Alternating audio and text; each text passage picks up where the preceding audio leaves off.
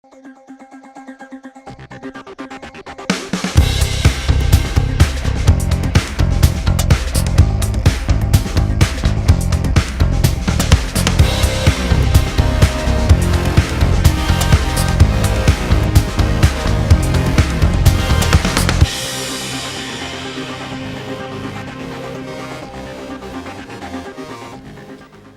and welcome to Yorkshire-Voice. I'm Charlie McNallis. And I'm Matt Guy.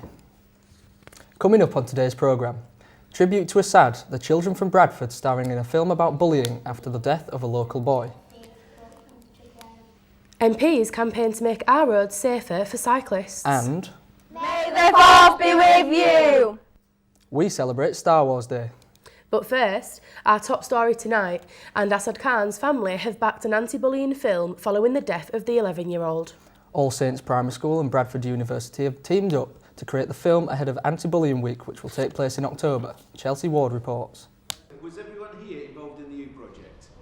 And what sort of things have you been learning about the U project? Not to bully. Not to bully? Do you feel that you are ready to deal with bullying much better than you were before? Yeah. Excellent. Now, Children at All Saints Primary School in Bradford discussing their involvement in an anti-bullying awareness video. They teamed up with Bradford University students and starred in the film, which was a tribute to 11-year-old Assad Khan, who died in September last year. Assad's family believe that he hanged himself after being bullied. think about the sort of effect. Would you want something as dreadful as a child taking their own life to be on your conscience forever and ever? For parents, again, make sure that you talk to your children. Give them that space to talk, to ask them questions, to show interest in what's going on at school, and give them that space in case there is something that the child is bottling up. And for schools like ours, get involved. Make sure that the children are being given the tools to cope with any kind of bullying that might be happening at school or at home. As a media student, we've been able to pull off something that even I thought was unachievable at some times. What does bullying mean to you? There's a lot of workshops and lots of interventions coming in that are all for anti-bullying, and they promote what bullying is, what to do, but I don't think there's an aspect of it where it looks at the individual, because every individual is different and looks at the ways that an individual might cope with bullying. One child may go to a teacher, one may go to a parent, one may withdraw, but each of them needs to know how to deal with an issue using their own personalities and their own coping mechanism. It's hoped the film will be shown in other schools to help raise awareness of the problem and perhaps even save more lives. Now, as well as bullying, schools are also being urged to tackle the wider issue of mental health. It comes as former Leeds United player Aaron Lennon, a role model for many children, remains in hospital after being detained under the Mental Health Act. Now, a petition calling for mental health lessons to be compulsory in schools has finally reached enough signatures to go to Parliament. Tamara Schofield reports. Following yesterday's news that Everton football player Aaron Lennon was detained under the Mental Health Act has once again brought mental health to the forefront of the agenda. The government say that 1 in 4 people suffer with mental health at some point in their life. The Shaw Mind Foundation have asked the government to make mental health lessons compulsory in schools and have finally received enough signatures for the debate to go to Parliament. The head teacher at St Bede's supports the idea of mental health education within schools. I think it's a really good idea. We've got a number of families and children throughout schools where this is a problem for them, so we do need to do some work around it. We'll be breaking down the taboo, hopefully, which is what I presume the idea behind this government project is. But as with anything, when you raise an awareness, there's an openness there then that some people might lead to a bit of bullying or anything like that. But that's for the school to manage sensitively.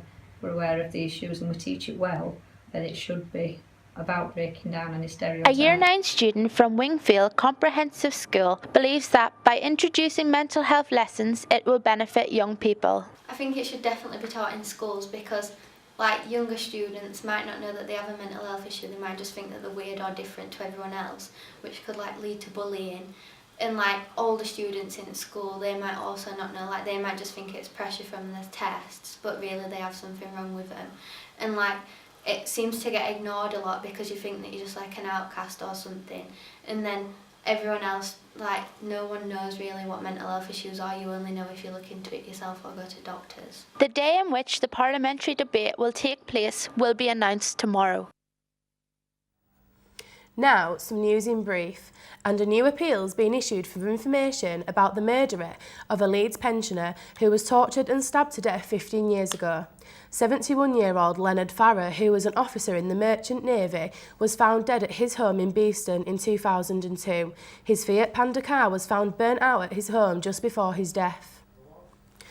Polling stations are open in North and South Yorkshire, where residents will be voting for their local councillors and a new mayor for Doncaster. All 55 council seats in the South Yorkshire town are being voted on, and there are 6 candidates hoping to become the new mayor of Doncaster. In North Yorkshire, all 72 council seats are being contested over 68 divisions, and in Sheffield, residents of Southey Ward are voting on a new councillor in a by-election. Voting opened at 7 and will finish tonight at 10, with results expected to start coming in at 2 o'clock in the morning. The award-winning International Village Market has returned to Halifax for a second year. Over 40 traders have set up in the town centre selling food, drinks and crafts from countries across the globe.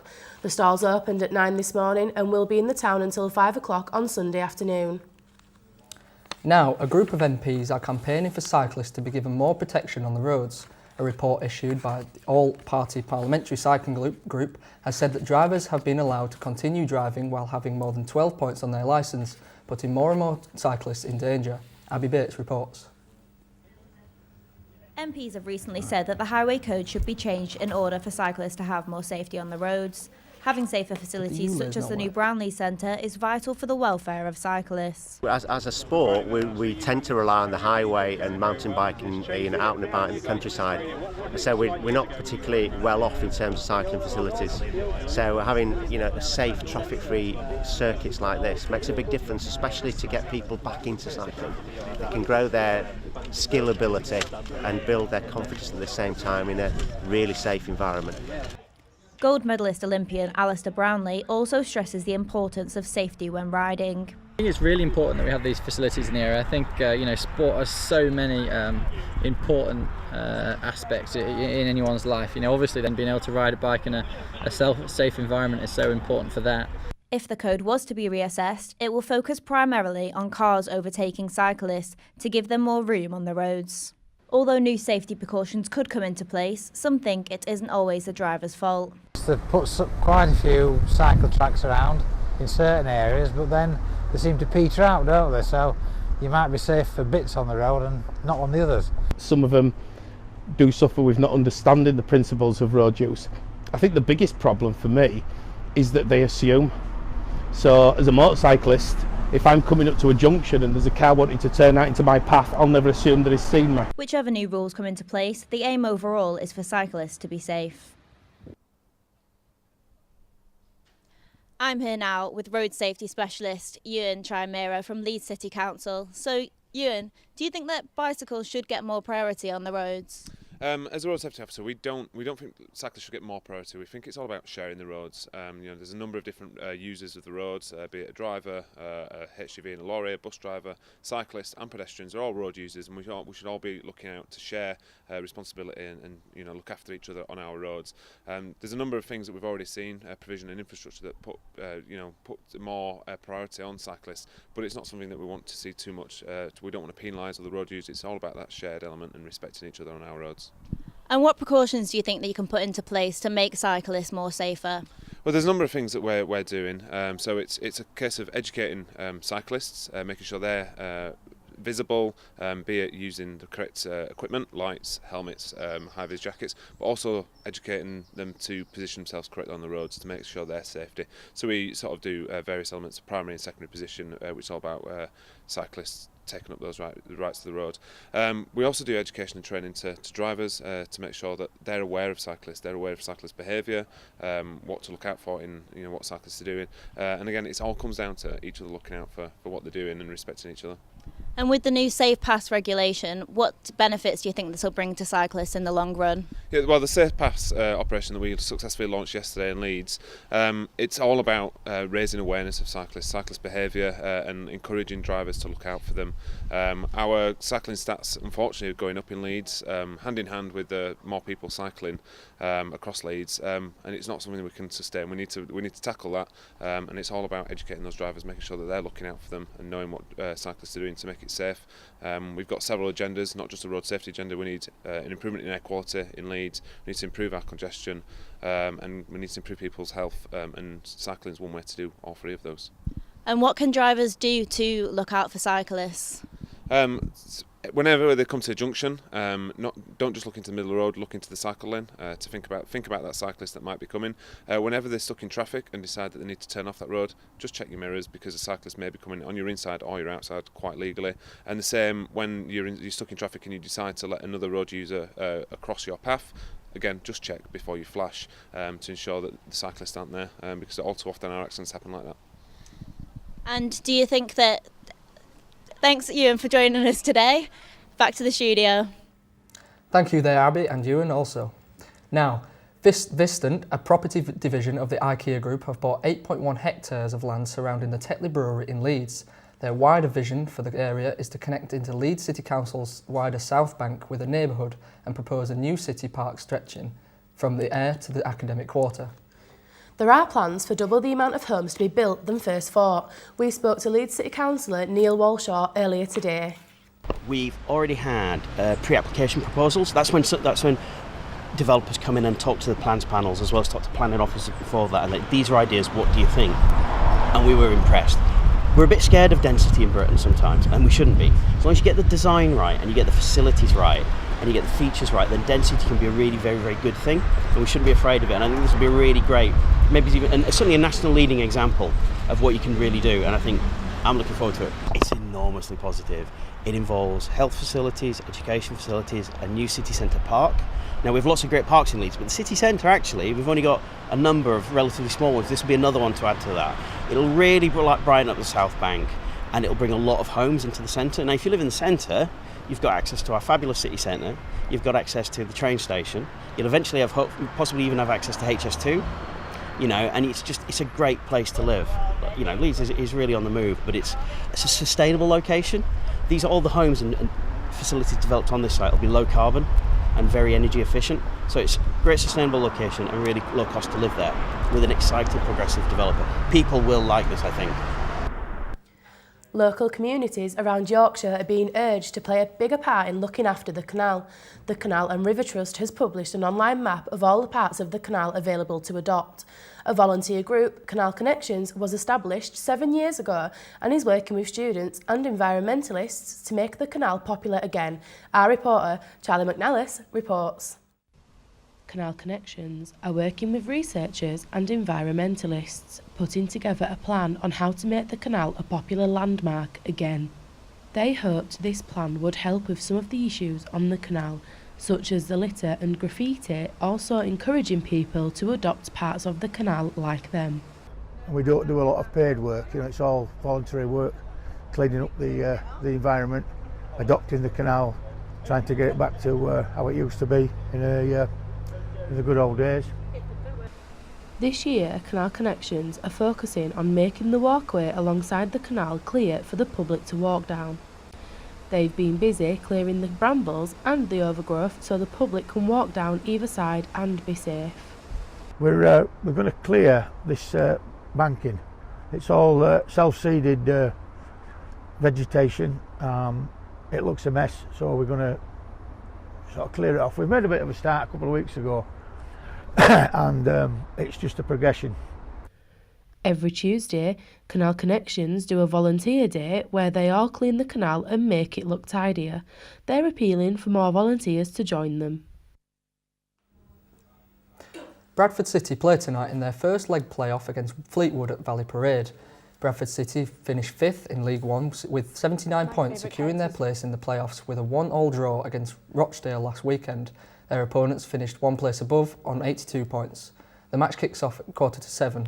And in cricket, Jonny smashed a career-best 174 of 113 balls to help Yorkshire maintain their 100% start to the one-day campaign and eased to a 6-wicket win at Headingley.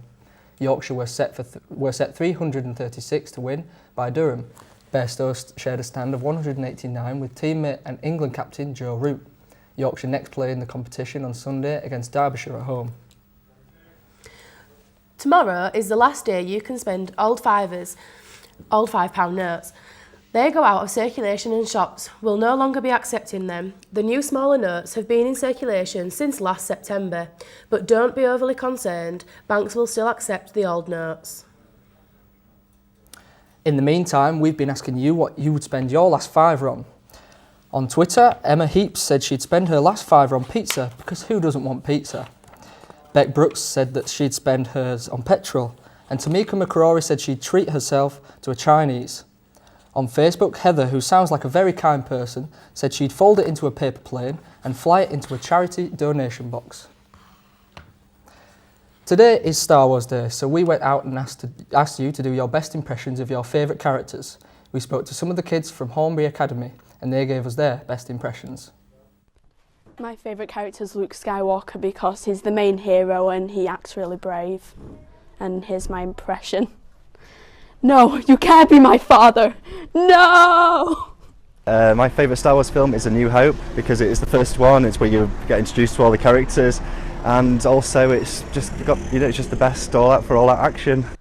I like Darth Vader because his costume's dark and stealthy and his voice is really cool. Chewbacca is our favourite character because he's furry, he's cute and he's kind-hearted.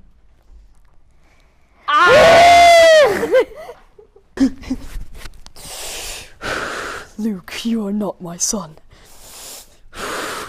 I'd probably say Rogue One, because it explains the massive flaw in the Death Star that we've been waiting for a couple of decades, and it's like, no, it's actually, was meant to be there. And that's basically it. That, and it wasn't about Jedi and their magical powers, it was actually just humans trying their best to survive. May the Fourth be with you! A happy Star Wars Day to you all, and that's all from us this afternoon. If you want to join in the conversation, follow us on Twitter using @YorkshireV, on Facebook and on our website yorkshirevoice.com. Have a very good evening. We'll be tomorrow at the same time. See you then. May the 4th be with you. Aye.